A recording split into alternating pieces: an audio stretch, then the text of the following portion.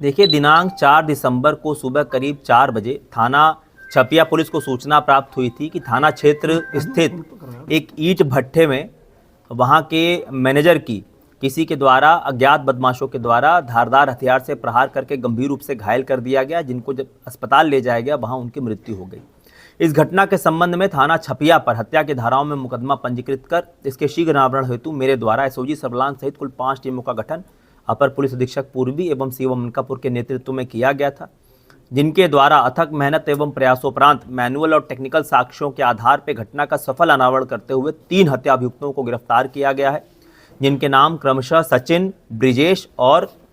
महाजन है, जो ग्राम सिसईपुरवा थाना छपिया क्षेत्र के ही निवासी हैं।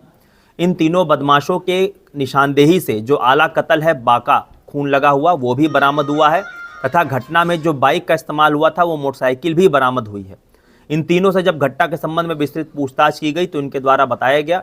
कि जो इसमें एक आरोपी है सचिन, वो इसी ईंट भट्ठे पे पिछले 4-5 साल से काम कर रहा है, ट्रैक्टर चलाता है। दूसरा आरोपी जो ब्रिजेश है वो 3 साल पहले तक इसी ईंट भट्ठे पे काम करता था, ट्रैक्टर ड्राइवरी का, लेकिन इसी मैनेजर द्वारा उसको नौकरी से निकाल दिया गया था। और जो तीसरा अभियुक्त है महाजन, वो इन दोनों का दोस्त है। इन दोनों द्वारा बताया गया कि करीब कुछ दिन पहले भट्ठा मालिक द्वारा एक ज़मीन बेची गई थी और उससे जो रकम प्राप्त हुई थी 11 लाख रुपए, वो इसी मैनेजर के द्वारा वहीं जहाँ पे ये सोता है उसी के पास में एक कमरे में एक अलमारी में रखा गया था, जिसकी जानकारी सचिन को थी। इन लोग की नीयत खराब हो गई। सचिन ने यह योजना अपने अन्य 2 साथियों के साथ इसको साझा किया और इन लोगों ने ये खतरनाक षड्यंत्र बनाया कि इसकी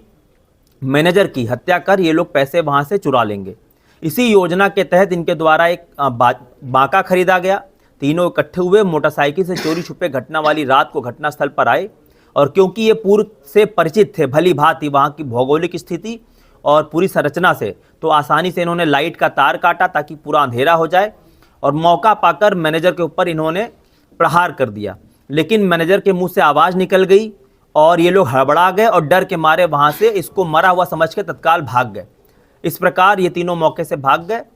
और पुलिस के द्वारा इन तीनों को गिरफ्तार किया गया है और इन तीनों के विरुद्ध वैधानिक कार्रवाई अमल में लाई जा रही है।